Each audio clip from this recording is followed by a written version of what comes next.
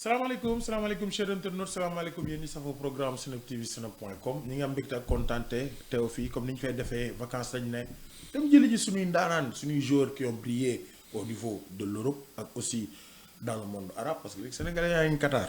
Youssouf Sabaly signé na tey Qatar. Youssouf Sabaly jóge na Betis bi alors tey nag ñu am honneur dalal un champion d'Afrique dalal un Goliath d'or dalal une personne très humble. mais qui a un esprit de dépassement extraordinaire championnat turc la nekk vous l'avez deviné Mame Baba Thiam moom la ñu dalal tey fii ci sunu plateau bienvenue grand bienvenue champion d'Afrique Mame Baba Thiam dalal ak Thiam fii ci Seneweb. salaamaaleykum Pape Omar maa ngi lay nuyu merci encore ci présentation bi maa ngi nuyu Sénégalais yi maa ngi nuyu waa Seneweb TV ak ñu internautes yi ñëpp ñuy seetaan maa ngi leen di nuyu.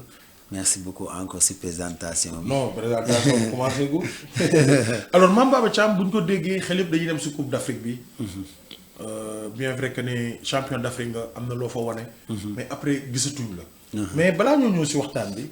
dama bëgg ñu xam jaar-jaaru Mame Baba Thiam ci football. parce que gars yëpp dañ lay gis ne yaa ngi parce que dama toog leen di waxtaan ak sama benn xarit. ne ko Mame Baba Thiam jaar na Juventus mu ne ma non mënul ne. dégg nag déglu leen moo wax leen le parcours sportif. de Mame Baba Thiam. déjà yow mos nga jouer championnat Sénégal. déedéet mosuma jouer dama teel a dem dama doon en fait dama doon jàng mosuma woon football Sénégal. yow jàng nga. jàng naa de jàng naa alxuraan jàng naa tuuti français. fii après continuer mais alxuraan bi nga dem ba mokkal rumbux. alxuraan bi laa gën a jàng que français bi wàcce nga ñaata yoon. non jàng naa daal jàng naa daal. parce que li tax ma naan championnat Sénégal parce que xam naa ne HLM nga ne woon.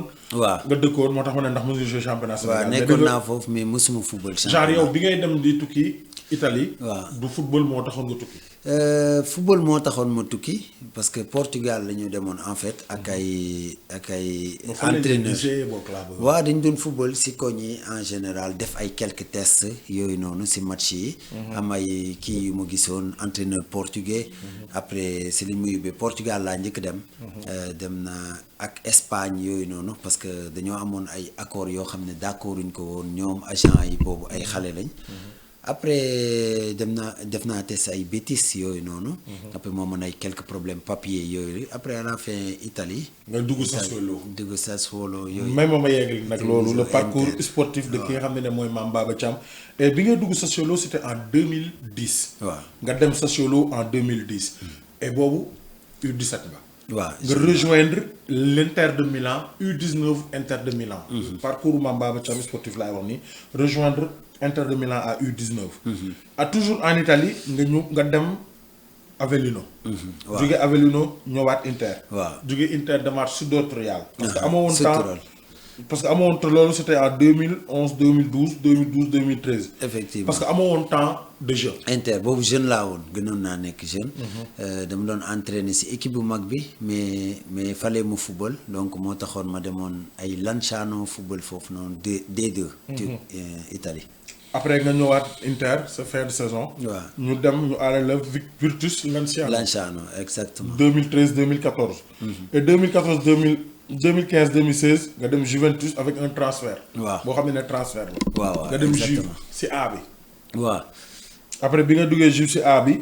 année bi topp nga dem Belgique avec Zulte Waregem. exactement bi nga jógee Zulte Waregem parce que prêt la woon. waaw prêt la woon boobu. après nga ñibbisiwaat. waaw fi nga xam ne moom mooy Juventus en 2015 2016. waaw 2015 2016 sa contrat ak Juve jeex. waaw nga dem PAOK Salonico. en Grèce. waaw def fa benn année.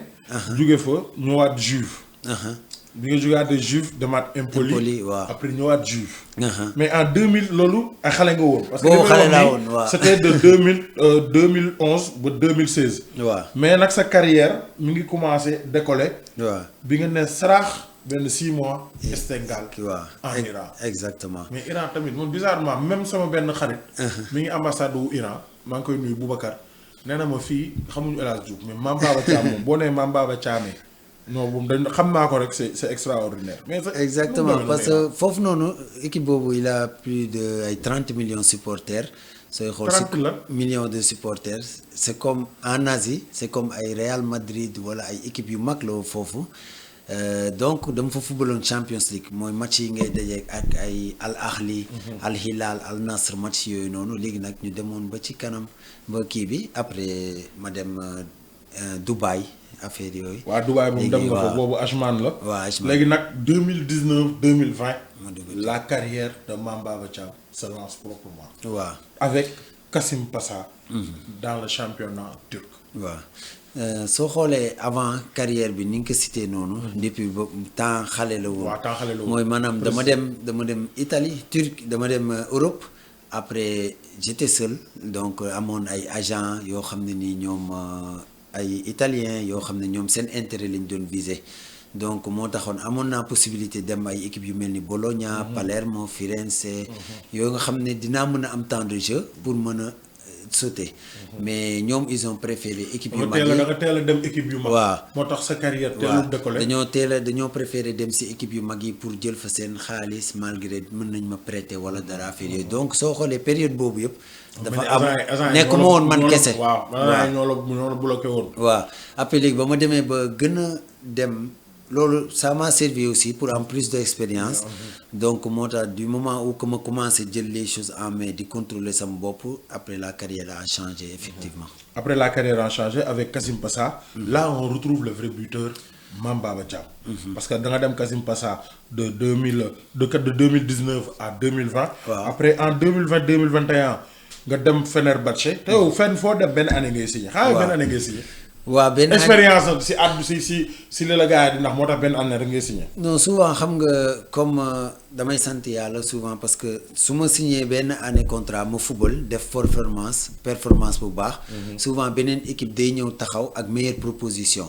moo tax souvent bu ñu waxee rek je préfère changer équipe yooyu noonu quoi. par rapport ak nouveau contrat bu meilleur que bi nga amoon avant quoi. nouveau contrat bu meilleur bi nga amoon avant. bi nga jógee foofu tamit après nga dem Fenerbahçe. dem Kayserispor dem Pendispor l'année passée. waaw dimbali leen ba waat ñu. waaw après nga signé ren Eyüp Sport mu nekk équipe boo xam ne équipe bu bees la. waaw mais gis naa si say vidéo ak say story. c'est une équipe qui a de belles installations Eyüp Sport. waaw équipe bu baax la bu nekk ci benn ville bu nekk Eyüp Sultan. bu nekk Istanbul. boo xam ne nii dafa am histoire religieuse aussi. donc ñoom dañoo ñëw yéeg pour def benn objectif bu am importance. entraîneur bi moo doon Arda Turan mu woo ma période boobu maa ngi woon Kayseri pour mu mun fonder équipe am après mu choisir ma comme attaquant bu important ñu d'accord ci discussion yëpp. après moo tax ma dem fa quoi mais alhamdulilah ça s'est bien passé bëggoon nañ dem Europe mais on est arrivé 6e donc alhamdulilah. toog wala. am naa fa 1 an de contrat. waaw kon baax na mais alors Eyüp Sport boobu ñuy wax ren nga joué 32 matchs. waaw dugal 15 buts. def benn passe décisif. Coupe Turquie nga dugal benn but ça fait 16 buts. 3 passes décisives. si 33 matchs toutes compétitions confondues un bon ratio dans le championnat turc. waaw merci beaucoup vraiment xam nga ni championnat turc souvent gars yi comme ni ñu koy jëlee c'est pas que dafa yomb nit yi souvent dañuy pense que dafa yomb am nañ ay stars yu bëri yu fay ñëw di football ay ñoom Osimhen ay équipes yu bëri joueurs yu bëri dañ fay ñëw di football am na ñoo xam ne dañuy am difficulté pour performer. souvent soo xoolee du am jour boo xam ne dafay yàgg plus de at yu bëri. dafa fa yàgg waaw parce que Turquie seen football c'est plus chaud c'est plus compliqué soo xoolee même si derby waaw soo amul mental c'est vraiment compliqué. yow mi noonu Fenerbahçe Galatasaray derby boobu boo ko doon tëkkaale ak ay Real Barça pas côté jeu mais côté am supporter. waaw ay Boca Juniors River Plate. waa derby bu garaaw la derby boobu day dem ba ci école yi ci jeunes yi xale yi ba day dem ba fépp ba ci mag yi donc derby bu garaaw la soo xoolee match yi day terminer ak ay carton jaune carton rouge yu dul jeex agressif donc derby bu am importance la souvent day am ay joueurs yu bëri yoo xam ne dañuy ñëw transfert de Europe ñëw ci équipe yi wala dara dañuy am difficulté pour performer parce que supporters yi ils attendent plus ils sont plus chauds. mais alhamdulilah ba ñun durant période bu ñu fa nekk yëpp chaque année ñu ngi def ay performances yu baax di ko sant yàlla bu baax. performance yu baax yi ngay def bi nga ko commencé Kassim Passa Fenerbahçe Kayserispor Pendispor. ça vous a valu une convocation avec l'équipe nationale du Sénégal le 9 octobre 2020. Exact. Sa première convocation avec l'équipe nationale du Sénégal. Avec Aliou Cissé. nga dem Coupe d'Afrique. mais sa match Coupe d'Afrique bi. si Covid rek nga jógee joué. waaw. et après Mame Baba Thiam est disparu des radars. waa gis nga après damay retourner si match Coupe d'Afrique boobu noonu. non foofu la ñuy ñëwee. waaw souvent ñu si bëri des fois dañ may laaj qu'est-ce qui s'était passé vu que performance bu ma nekkoon di def. si club parce que yow da nga doon toj. sincèrement. waaw da nga doon toj dëgg. en Turquie. waaw exactement mais ñu ñëw gis équipe nationale on n'avait pas vu le même vue mais man après on m'a dit que ni si Covid nga da nga jógee Covid dañ ne la wér nga. ñu dugal la si terrain. waaw exactement xam nga période boobu dama nekkoon di jouer di compétir Kayseri. nekkoon en forme doon def ay performance préparé woon nag CAN bi bu baax après bu ñu ñëwee doon seeti président bi doon dem nuyoo ji jël drapeau bi yooyu noonu jour boobu après si yoon bi jël terre beeg yooyu xam naa si yoon bi si laa rencontré Covid au début man Covid kiiwuma si woon noonu. parce que yàggoon na Turquie mosuma koo am. mais ba mu ñëwee Sénégal si la ma dal donc dama xalaat sax ma ne est-ce que nekkul Covid bi Afrique la nekk wala dara parce que instant yooyu noonu ba mu ma dalee dama souffriroon vraiment j'étais 10 jours à l'hôtel Radisson boo xam ne nii chaque instant c'était compliqué. tiitoon naa man pour man c'était.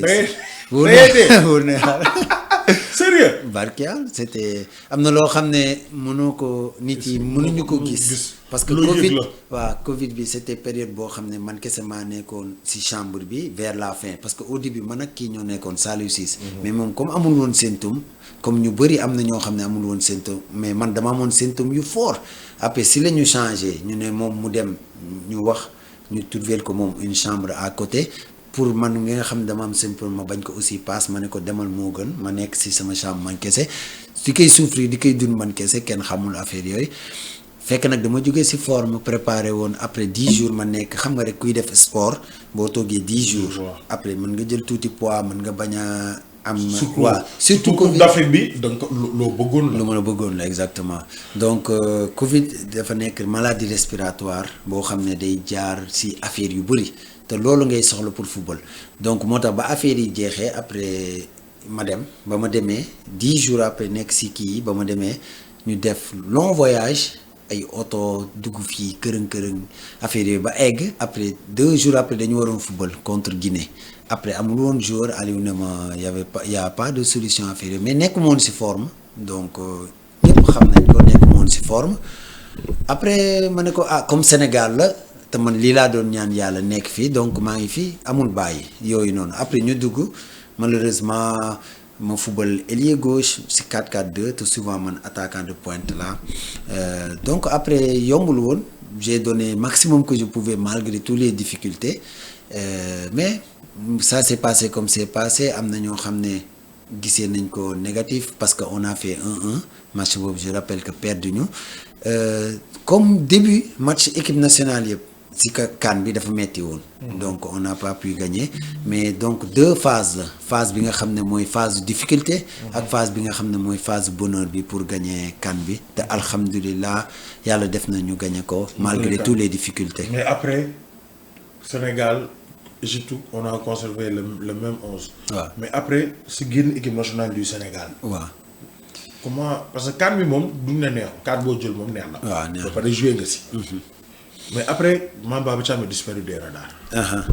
léegi pour disparaître ça dépend si ban contexte ak sa ban. point de vue maanaam après gis nañ ne coach bi woowatul foofu laay waxee en fait. waaw donc si niveau international bi laa bëgg a wax mais quand même sur le je tiens à préciser que ni chaque année. selon les statistiques. te dinaa xool léegi nii parce que man tamit def naa ay recherche avant mi ñuy def interview bi. waaw sama questionnaire mais chaque année. c'est 15 ou 16 buts toute compétition confondue. effectivement te comme ni ma ko waxee ak EU-Sport ni nga defee nii ak EU-Sport. noonu nga ko yàgg defee. Galatasaray Galatasaray Ben Fenerbahçe Kayseri ak Kassim Bassa. effectivement au niveau quand je dis disparu des radars c'est sur le plan international avec l'équipe nationale du Sénégal. waaw mais côté Turquie moom. waaw alhamdulilah ba xam nga équipe nationale dafa nekk loo xam ne nii ñun ñëpp a ko bokk donc dafa am koo xam ne mooy choisir muy entraîneur donc selon lui jour bi nga xam ne c'est adapté à son système moom lay jël donc suñ la woowee da ngay ñëw football suñ la woowul doo football nga nekk sa équipe nga concentré si li nga xam ne moom mooy éternellement jusqu'à la fin de ton carrière mooy sa club donc c'est important pour loolu c'est vrai que après woowaatuñ ma y a eu beaucoup de trucs mais comme beaucoup de joueurs qui ont gagné la CAN après soo xoolee beaucoup de joueurs ils ont eu des difficultés après la CAN même dans leur club pas seulement en équipe nationale donc gagné bi dafa metti woon dafa diisoon mais alhamdulilah ba au moins man j'ai retenu samay performances ci sama club donc c'était le plus important. Est-ce que am nga yaakaar ne un jour di nga ñëwaat ci équipe nationale du Sénégal. waa su bëggee dégg man avant ñu ci bëri mënoon nañu jamais xalaat ni dinaa ñëw équipe nationale parce que sama parcours c'était un peu dans le waaw donc mën nga bañ a xalaat nii donc pour man lépp mi ngi ci loxo yàlla donc su yàlla dogalee ni dinaa ñëwaat te bëgguma sax ñëw pour jouer noonu match normal man toujours lu may ñaan mooy ñëw pour gagner wala ñëw pour bokk ci équipe buy gagner kan pour rester dans l'histoire loolu c'est très important. Dans l'histoire déjà bokk nga ci parce que bokk nga ci 23 personnes yi njëkk a joué yi njëkk a jël le trophée continental. ñu changé équipe indi Pape Thiaw. On parle parce que après dama bëgg ñu ñëw nag ci sur le joueur. mais comme dañuy équipe nationale ñu changé équipe ñëw Pape Thiaw seetaan nga dem match Sénégal Angleterre. waaw seetaan naa. noo ko dundee. bon avant loolu am na ñu ma ci doon waxtaanal ñu laaj ma ci affaire équipe nationale noo ko gisee nii mais démb joueurs yi wane nañ tout des fois mën nga comparer benn équipe ak beneen équipe bu fi nekkoon avant wala équipe 2002 wala nii wala naa chaque fois day am positif am quelques affaires yoo xam ne c'est à compléter. équipe bu bees y a beaucoup de jeunes talents beaucoup de jeunes dynamiques. Je pense que démb ñu wane nañ ko xam naa ni bu ñu gën a regrouper xam naa ni y a beaucoup de trophées à gagner incha allah. incha allah ñu ñëw si le joueur Mame Baba Thiam. pendant presque 10 ans yaa ngi. Turquie. waaw est-ce que jàppoon ne Turquie c'est un championnat très sous-coté. par rapport aux autres championnats. Par exemple, un attaquant qui arrive à marquer 15 buts dans le championnat turc, un attaquant qui double 15 buts dans le championnat Ligue 2 France. Ou le championnat. Est-ce que tu confirmes avant tout, pour moi, toujours le football yombul, mais partout. Même boy football 4e division benen équipe wala 5e division wala amateur sax yombul quoi donc football dafa nek lo xamné ni c'est vraiment difficile te jour bu nek niveau selon niveau bi nga tollu rek lool ngay jankontel parce que bo nekkee niveau Angleterre ñi ngay jouer wal ñoy gëna ay par rapport bo nekkee niveau 4e division ñi ngay jouer des fois day compliqué nga am ay balle de but wala dara donc football c'est compliqué partout par rapport au championnat turc ça dépend des points de vue Sénégal ñun on est tourné plus vers Angleterre France genre championnat yoy wa Turquie ñom pour ñom championnat turc mo gëna difficile mo gëna metti wa surtout côté mental wa jour mental mom fa wa exactement même la preuve moy jour sénégalais yu bari yu fa jaar da ngay gis ni am na ñoo xam ne dañuy am difficulté football am na ñoo xam ne dañuy am difficulté ñoo xam ne peut-être Sénégal dañu leen di gisee différemment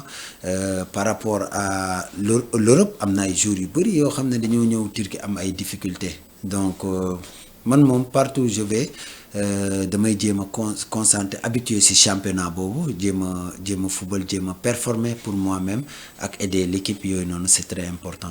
Performer pour vous-même avec l'équipe c'est très important et Mame Baba Thiam c'est une légende au niveau de Turquie mais malheureusement on n'en parle pas assez. Est-ce que c'est à cause de sa personnalité maanaam une personne très effacée ou bien da nga jàpp ne duñu saytu li nga xam ne moom mooy les performances des joueurs sénégalais de l'extérieur convenablement. Ouais, souvent je suis pas une personne très exposée, loolu c'est vrai damay bëgg toujours nekk ci privacy ak sama famille ak yooyu noonu di bañ a wane souvent lu may def niveau sportif journaliste sénégalais yi comme yow surtout encore je te félicite pour ça.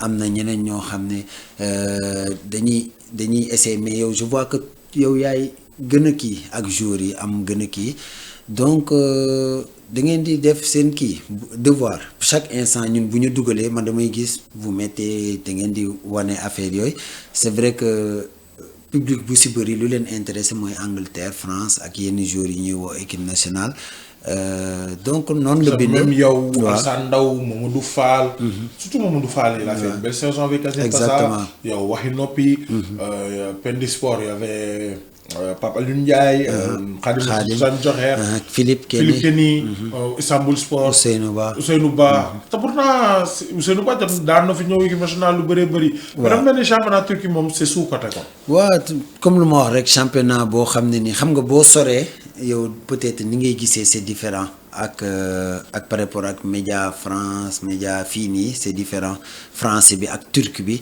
am na ay journalistes yoo xam dañuy dem pour am information traduire turc bi pour mën ko andi donc dafa laaj complication dafa am complication mais alhamdulilah yàlla mi ngi ñuy suturaal ñun ñu sénégalais yu fa nekk quoi.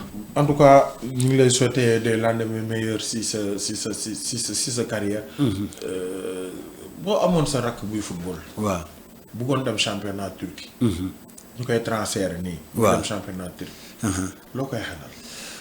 bon déjà c'est important au niveau personnel nit ki nooy mel ak say qualité ak nooy xalaatee sa niveau mental du ñàkk man am na ay joueurs yu bëri yoo xam ne nii Turquie des fois yenn équipe yi dañ may laaj ay avis si ñoom au niveau bu nekkee sénégalais su nekkante ne plus ay nigérien wala dara am na yoo xam ne du ma si mën a kii par exemple des fois comme le cas de Amara waaw avant muy signer Fenerbahçe dama ko présenté woon Fenerbahçe yàgg na dama ko waxoon waa Fenerbahçe ne leen il faut le suivre si côté kii bi côté coupe du monde bu ñu doon joué. jeunes yi waaw man waa Fenerbahçe. waaw nañ suivre Amara Diouf. waaw man j'aime bien le football donc ba ma gisee ni moom dafa am ay talent dama ko proposé woon Fenerbahçe après ñu ne ma ok dinañ ko suivre après yàlla def ñu suivre moom sax xamu ko woon après fan yii lañ doon déggante après ma ko koy expliquer parce que dañ doon wax parce que mi ngi woon Turquie en ce moment donc ma ko doon wax parce que il a vraiment une grande qualité c'est vrai que Turquie par exemple du Angleterre. mais par exemple su nekkante ne par rapport ak Metz soo xoolee ak Fenerbahçe soo xoolee le cas de Fenerbahçe maanaam équipe bu mag la. bu am ay supporters surtout un jeune par exemple bu nekkante ne jaar nga foofu waxuma la sax au niveau du terrain seulement même au niveau médiatique c'est très important.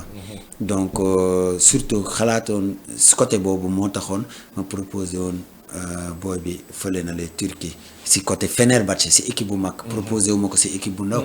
waaw donc alhamdulilah que ça. dégg naa nag Turquie dañuy am ay problème de salaire de. waaw dañuy am ay problème de salaire ñun ñi dañ koy am. parce que Papa Alioune Ndiaye bàyyi woon na Adana Demirspor na problème de salaire Papa Alioune Cissé yi la Adana Demirspor yoraloon na ko xaalis bu bëri. xaalis joxe yaakaar naa loolu tax mu résilier contrat bu Pendi Sport. waaw yow loolu dalu la. non man dal na ma lu bëri yoon mais. alhamdulilah ba nga xam ne nii am naa quelques investissements yoo xam ne dinañ mën a couvrir période boobu noonu nga xam ne duñ la mais quand même du xaalis buy naaw. waaw non du xaalis buy naaw xam nga boo xasee ba signer contrat. c'est la FIFA qui garantit après waaw c'est garanti ko. c'est la FIFA qui garantit donc su sa contrat baaxee su nekkante ni tout est légal donc boo ñu la fayul après tôt ou tard boo yóbbee si FIFA da ngay retrouver sa xaalis. parce que yéen di tere ñu recruter. waaw sinon club bi day am ay ban ay problème ay interdiction de transfert donc c'est important pour joueurs yi fay football ñu sécuriser seen contrat pour lu mu yàgg-yàgg ñu mën a récupérer seen xaalis. en tout cas am naa mbégte bu baax kontaan si waxtaan bi on a parlé de wax nañ si carrière bi wax nañ si jaar-jaar équipe nationale mais nag avec pincement de cœur. sa jaar-jaar équipe nationale ni mu demee neexul la de. waa neexuma sincèrement parce que man. xeexkat laa waa du ma wax lu bëri. mais regret. waa non regret mooy jour ba nga xam ne dama feebar ma dem football yi loolu mooy regret bi. regret bi war a moon football comme lu ma ñu bëri wax non peut-être bul football toogal yooyu noonu loolu mooy regret mais à part ça football moo mel noonu maanaam bépp liggéey booy def ci àdduna boo xam ne nii c'est très important da ngay am ñu lay juger da ngay am ñu lay critiquer yow da ngay am haut et bas maanaam même yow soo xëyee des fois da ngay doo sentir sa yaram mais da ngay pousser. da ngay def sax interview ñu ne la tu es passé à côté. waaw chaque instant nit ci àdduna da ngay am haut et bas. li am solo mooy nga am le mental. waaw te nga avancé maanaam tey jii soo fubalee 400 matchs ci championnat. soo amee 10 matchs wala 20 matchs wala 50 matchs yoo xam ne nii ça t'était pas performant ça veut pas dire que c'était mauvais parce que sinon doo amaat contrat xam nga donc toujours lu am importance mooy nit ki di avancer malgré tout affaire parce que wax moo gën a yomb maanaam toog ma wax ci Pape Omar moo gën a yomb mais su nekkante ne damaa war a jéngu c'est vraiment compliqué te nit ku nekk soo nekkee xale da ngay am loo xam ne nii yow bëgg nga ko. da nga naan dañ lay laaj yow loo bëgg nekk soo màggee nga ne man docteur man président man ingénieur man footballeur alhamdulilah bu footballeur bu mu bëggoon nekk naa ko am na ñoo xam ne yàlla may leen loolu am na ñoo xam ne ils doivent trouver d'autres choses yoo xam ne nii moom la ñuy def pour réussir mais importance bu mu dem ci nit yi bu mu dem jël valeur nit yi yàq nit yi waxal nit yi lu ñaaw pour ay quelques vues wala pour ay quelques comédies c'est important loolu. en tout cas kontaan nañ trop ci dalal la bu baax a baax. Mame Baba Thiam l'entrepreneur. ñu xuusal wala ma noppi. waaw mën nañu xuus loolu amul problème. baal ma def loolu. Alpha Thiam l'entrepreneur nañ ko écho. ba beneen yoon incha allah. en tout cas am nañ mbégte bu baax dalal la bu baax wax nga ci sa parcours say perspectives. ba léegi yaa ngi performer ñu ngi lay souhaiter des lendemains meilleurs. waaw et ñu bàyyi la ne nga jox sa mot de la fin en tout cas merci beaucoup pour l'honneur et pour le privilège. et aussi. pour le maillot. waaw maillot bi moom Thiam bi moom dinañ ko cadrer. incha allah jërëjëf bu baax a baax kontaan nañ trop ñu bàyyi la nga def sa mot de la fin. pour wàllu entrepreneur bi du pour sax niveau personnel. souvent da ngay am ay affaires yoo xam ne c'est un peu secret. da ngay am affaires yoo xam ne nii da nga koy def pour Sénégal. pour jéem a soo mënee changer le petit. parce que même au-delà de football turquie dañ lay gis say sori ay rendez-vous yoo xam ne ay rendez-vous. waaw c'est important. ñun moom day gis. waaw loolu c'est important parce que ku nekk soo amee benn affaire bu ndaw boo xam ne mën nga ci jàppale pour Sénégal avancer da nga koy jéem a def donc loolu c'est très important yàlla nañu yàlla jàppale ba nga xam ne nii li ñu yàlla may dinañ ci mën a développer leneen pour Sénégal comme ni ko joueurs yu bëri di koy defee joueurs yu bëri am na ñoo xam ne dañuy def wane am na ñoo xam ne vraiment ñu ngi def aussi ci suuf donc ñaar yëpp baax na alhamdulilah ba yàlla may na leen xel boobu pour ñuy def c'est important incha allah ñu ñaan yàlla Sénégal gën a avancer ci wàllu économie ci wàllu lépp ci wàllu même ci wàllu au niveau humain ci wàllu au niveau religieux ci wàllu lépp Sénégal avancé di lay remercier bu baax di remercier waa Seneweb yal na yàlla def ba nga xam ne ni sa carrière dina yokk incha allah ci wàllu sport Sénégal incha allah. jërëjëf c'était Mame Baba Thiam dans des confidences. Il est revenu sur son parcours il est revenu sur la CAN 2021 épisode boobu. di leen jox dig daje incha allah ci beneen numéro vacances lañ nekk dañuy dem jëli ji sunu sportif sénégalais yi ñu waxtaan ci li nga xam ne mooy leur bilan de leur saison c'était Pape Omar Keita ñu ngi leen jox dig daje ci beneen numéro.